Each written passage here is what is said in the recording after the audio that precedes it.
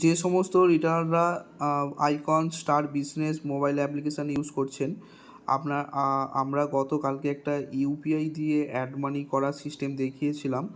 তো ওই প্রসেসটা আজ থেকে আর চলবে না।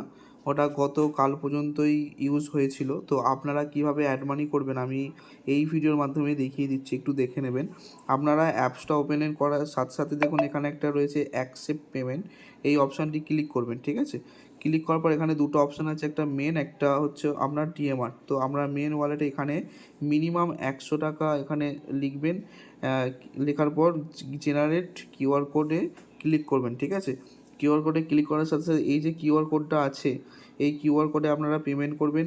পেমেন্ট করার সাথে সাথেই কিন্তু আপনাদেরকে টাকাটা ওয়ালেটে ক্রেডিট হয়ে যাবে আপনাদের কমিশন সমেত, ঠিক আছে?